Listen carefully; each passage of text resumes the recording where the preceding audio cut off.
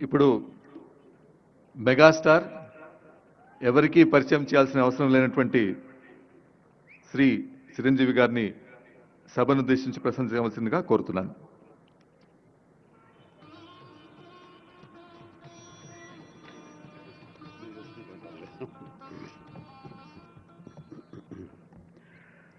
గౌరవ ముఖ్యమంత్రి శ్రీ రేవంత్ రెడ్డి గారికి, గౌరవ ఉప ముఖ్యమంత్రి మిత్రులు ఆత్మీయులు బట్టి విక్రమార్క గారికి, ఇతర దిగ్గజాలకి, ఆహ్వానితులకు, ప్రతి ఒక్కరికి నా హృదయపూర్వక నమస్కారాలు. తెలుగులో మాట్లాడడం కొంచెం చేంజ్ ఉంది కదా మీ చెవులకి. So let me have the privilege talking our mother tongue. ఇక్కడ మీ అందరికీ అనిపించవచ్చు, ఇక్కడ ఉన్నటువంటి ఆహ్వానితుల్లో చీఫ్ గెస్ట్ ఒక్కొక్కళ్ళు ఒక్కొక్క రంగానికి సంబంధించిన వాళ్ళు, ఫైనాన్స్ రంగానికి సంబంధించిన వాళ్ళు, అలాగే మాజీ గవర్నర్ ఆర్బీఐ సుబ్బారావు గారు, అలాగే ఇతర ఫైనాన్స్ వ్యక్తులు, అలాగే ఆటోమొబైల్ దిగ్గజం మహేందర్ గారు, ఇంతమంది ఉండగా వీళ్ళల్లో చిరంజీవి ఏమిటి సినిమావాడు అనే భావం మీకు ఉండొచ్చు. మీకు కదా, నాకే ఉంది అది. నేను ఎంతో ఇక్కడ ఫిట్ అవుతాను అని నాకే అనిపించచ్చు. కానీ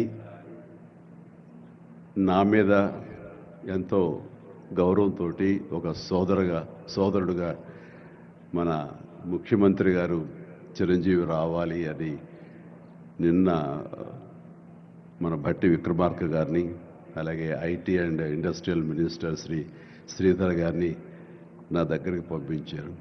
సరిగ్గా వాళ్ళు వచ్చే సమయానికి ఏ పొజిషన్లో ఉన్నాను తెలుసా అండి?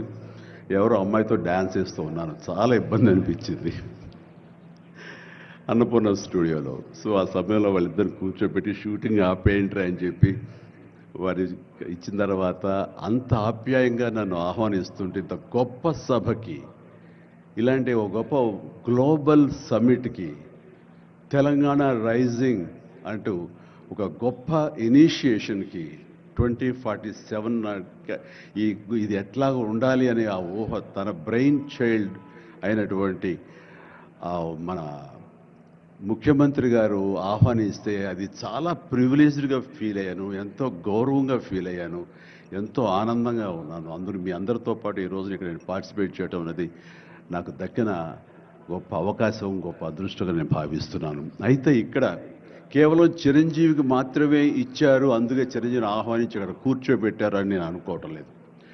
ఇది రేవంత్ రెడ్డి గారికి సినిమా పరిశ్రమ మీద ఉన్నటువంటి గౌరవం, సినిమాల ఇంపాక్ట్ ఈ సొసైటీలో ఎలాగ ఉంటుందో బాగా తెలిసిన వ్యక్తిగా వాళ్ళందరి తరపున ఒక వ్యక్తి ఉండాలి కాబట్టి చిరంజీవిని ఆహ్వానించారని మాత్రమే అనుకుంటున్నాను. ఈరోజు నేను ఒక చిరంజీవిగా రాలేదు, చిత్ర పరిశ్రమ తరపున ఒక ఏజెంట్గా, వాళ్ళ రిప్రజెంటేటివ్గా నేను ఈ రోజున వచ్చాను, ఇక్కడ ఆహ్వానించబడ్డాను. కాబట్టి దానికి ప్రత్యేకించి పరిశ్రమ తరపున శ్రీ రేవంత్ రెడ్డి గారికి మనస్ఫూర్తిగా నా హృదయపూర్వక ధన్యవాదాలు తెలియజేస్తున్నాను. సార్, మీకు గుర్తుంటే మీరు ప్రభుత్వం ఏర్పాటు చేసిన కొత్తల్లో మొదటి వారంలోనే ఎప్పుడో నేను మిమ్మల్ని అభినందించడానికి నేను వచ్చినప్పుడు మీరు నాతో అన్న మొట్టమొదటి మాట, ఈ హైదరాబాద్ని ఫిలిం హబ్గా చేయాలి. అదేదో ఒక తెలుగు ఇండస్ట్రీ వరకో, లేకపోతే సౌత్ ఇండియన్ ఫిలిం ఇండస్ట్రీ వరకో, లేకపోతే భారతీయ వరకో కాదు, గ్లోబల్. మనకి ఏమి తక్కువ అని, ఇక్కడ ఏ వనరులు తక్కువ అని చెప్పేసి, ఏ ఎంకరేజ్మెంట్ తక్కువ అని చెప్పేసి మనం ఎందుకు చేయలేకపోతున్నాం? ఎందుకు కొన్ని తెలుగు ఫిలిమ్స్ ఒక లాంగ్వేజ్కే మనం కన్ఫైన్డ్ అయ్యాం? కాబట్టి నా ఉద్దేశంలో ఇది గ్లోబల్గా అన్ని రకాల ఇండస్ట్రీస్, ఇతర లాంగ్వేజ్ నుంచి సినిమా వాళ్ళు ఇక్కడ రావాలి, ఇక్కడ షూటింగ్ చేసుకోవాలి, అది నా ధ్యేయం అని అన్నప్పుడు చాలా ధైర్యంగా మాట్లాడుతున్నారు. చాలా అది నిజం కుదురుతుందా? ఎక్కడి నుంచో ఇతర దేశాల నుంచి వచ్చి ఇక్కడ షూటింగ్ చేయటం అన్నది, నేను టూరిజం మినిస్టర్గా ఉన్నప్పుడు ఫిలిం టూరిజంగా ఇక్కడ ఎంతమంది ఆహ్వానించడానికి ఎంతో శ్రమ పడ్డాం, ఎంతో కష్టించాం. కానీ ఇక్కడ ఉన్నటువంటి అట్మాస్ఫియర్ కానీ ఎంకరేజ్మెంట్ కానీ ఆయా గవర్నమెంట్లు అంత లేకుండా ఉండటంతో అది అంత పూర్తిగా సఫలీకృతం కాలేకపోయాం. ఆ ఉద్దేశంతో నేను ఎంతో కొంచెం స్కెప్టికల్గానే ఉన్నాను. ఎంతవరకు కుదురుతుంది, ఈయన డ్రీమ్ సక్సెస్ చేయగలరా అని అనుకుంటూ, మీరు ఏమైనా చేయండి, మీ గైడెన్స్ ఇవ్వండి, మీరు ఏం చెప్తే దాన్ని ఫాలో అవడానికి మేమందరం రెడీగా ఉన్నామని ఒక మాట ఇచ్చి మాత్రం అన్నాను. కానీ విత్ ఇన్ నో టైం ఇంత పెద్ద ఎత్తున ఈయన అన్ని రకాల సెక్టార్స్ వాళ్ళని ఇన్వైట్ చేసి గ్లోబల్గా అందరినీ వెల్కమ్ చేసి ఈ రోజున అందులో ఒక పార్ట్గా సినిమాలను కూడా ఆయన వెల్కమ్ చేస్తున్నారంటే కనుక అది హ్యాట్స్ ఆఫ్. అది ఆయన ఒక్కరి వల్లే అయ్యింది. అన్నది అన్నట్టుగా కాకుండా అన్నది సాధ్యం చేసేలాగా ప్రాక్టికల్గా ఈ రోజున మనందరం చూస్తున్నాము. ఇది చాలు, డెఫినెట్గా ఆయన అనుకున్నది సాధిస్తారనే ప్రగాఢమైన నమ్మకం నాకు ఏర్పడింది. ఎందుకంటే ఆయన అన్నది హైదరాబాద్ అనేది సెంట్రల్ లొకేటెడ్ మన కంట్రీలో.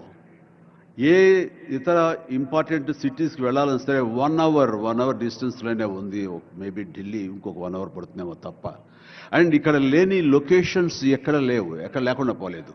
మనకు మంచు కొండలు ఉన్నాయి, థార్ డెజర్ట్స్ ఉన్నాయి, అడవులు ఉన్నాయి, వర్షాలు పడేవి ఉన్నాయి, లాంగెస్ట్ బీచ్లు మనకు ఉన్నాయి. ఏమి తక్కువ, ఏ లొకేషన్స్ తక్కువ, ఏ వనరులు తక్కువ.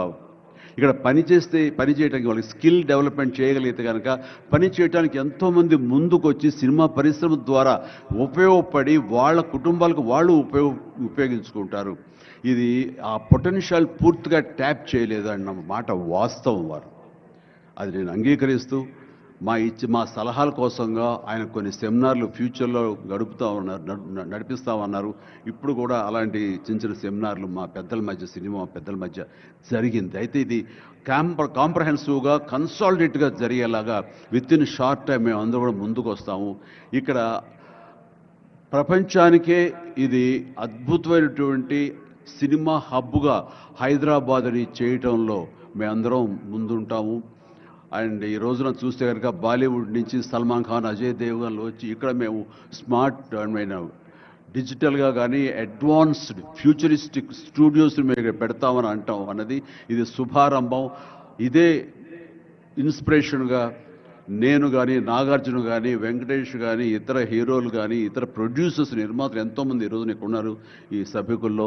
వాళ్ళందరూ కూడా ముందుకొచ్చి చేయాలన్న ఒక కుతూహలం కానివ్వండి, అది పూర్తిగా ఛార్జ్ అయి ఉన్నారంటే ఎలాంటి అతిశయోక్తి లేదు. అండ్ ఈ రోజున ప్రపంచపరంగా చూస్తే సినిమా ప్రభావం ఎంత ఉంటుంది, ఈ సాఫ్ట్ పవర్ ఎంత ఉంటుందన్నది నేషనల్ వైడ్గా కూడా కేంద్ర ప్రభుత్వం కూడా వేవ్స్ అనేది ఒకటి ప్రారంభించి అందులో మమ్మల్ని అందరూ కూడా పార్ట్ చేశారు. అంటే ఎకనామికల్గా అది ఎంత పవర్ ఇస్తుంది, మన కంట్రీ జీడిపికి ఎంత కంట్రిబ్యూట్ చేస్తుందో అనడానికి బాగా వాళ్ళందరికీ తెలిసిన వాళ్ళు కాబట్టి సినిమా మీద అంత దృష్టి పెట్టారు. సినిమాని కేవలం పేరు తీసుకురావడమే కాకుండా ఎంతో కంట్రిబ్యూట్ చేస్తుంది, ఎంతోమందికి ఎంప్లాయ్మెంట్ జనరేట్ చేస్తుంది, ఎంతోమందికి ఉపాధి కల్పిస్తుంది. అంటే ఉదాహరణకి కొరియా తీసుకుంటే కనుక కొరియాలో బిగినింగ్ ఇనీషియల్గా వాళ్ళందరూ యూత్ అనేవాళ్ళు ఈవినింగ్ అయ్యేసరికి చాలా పక్కదారులు పడుతున్నారు, కొన్ని వ్యసనాలకి లోనవుతున్నారు. ఆ రకంగా యూత్ నిర్వీర్యమైపోతుంది. ఏం చేయాలంటాం వాళ్ళందరూ కలిపి వీళ్ళని ఎంటర్టైన్మెంట్ వైపు కనుక మనం డైవర్ట్ చేయగలిగితే, be it is music, be it is singing or films, ఇంకోటి ఇవన్నీ ఎంటర్టైన్మెంట్గా చేయగలిగితే కనుక వాళ్ళు ఆక్యుపై అయి ఉంటారు. తద్వారా వాళ్ళు ప్రోగ్రామ్స్ ఇవ్వగలుగుతుంటారు.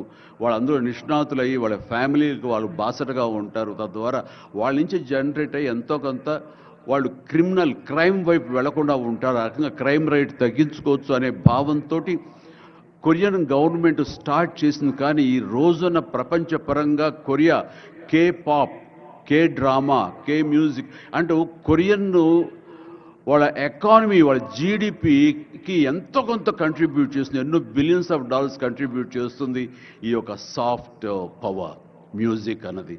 అలాగే జపాన్ కూడా యానిమే అని చెప్పేసి వాళ్ళు కూడా వాళ్ళ సాఫ్ట్వేర్, వాళ్ళ ఎంటర్టైన్మెంట్ సంబంధించి ఈ ఎంటర్టైన్మెంట్ యానిమేటెడ్ ఫిలిమ్స్ కూడా ఎంతో కొంత కంట్రిబ్యూట్ చేస్తుంది. అలాగా మీరు ఈ సినిమా ఇండస్ట్రీ మీద, సినిమా పరిశ్రమ మీద ఆల్ ఇండియా లెవెల్లోనూ ఇంటర్నేషనల్ లెవెల్లోనూ ఇక్కడ కనుక వెల్కమ్ చేయగలిగి వాళ్ళకి కావాల్సిన ఇన్ఫ్రాస్ట్రక్చర్ కనుక మీరు ఇక్కడ ప్రొవైడ్ చేయగలిగితే, చేస్తానికి మీరు ప్రిపేర్ అయి ఉన్నారు, చేయగలిగితే కాదు చేస్తున్నారు. దానికి మా నుంచి పార్టిసిపేషన్ కావాలి. ఉదాహరణకి బట్టి గారు నిన్న అన్నారు, సో మనకు ముఖ్యమంత్రి గారు మీ అందరికీ కూడాను ఇక్కడ ఏమి కావాలి, ఎలాంటి ఇన్ఫ్రాస్ట్రక్చర్ కావాలి, ఏ రకమైన వసతులు ఏర్పాటు చేయాలి అని చెప్పండి అన్నప్పుడు నాకు వెంటనే స్పాంటైనియస్గా తోచింది, నేను వారితో పార్టిసిపేట్ చేస్తాను. ఇక్కడ స్కిల్ డెవలప్మెంట్ కోసంగా మనకు కొన్ని ఇన్స్టిట్యూషన్స్ పెట్టాలి.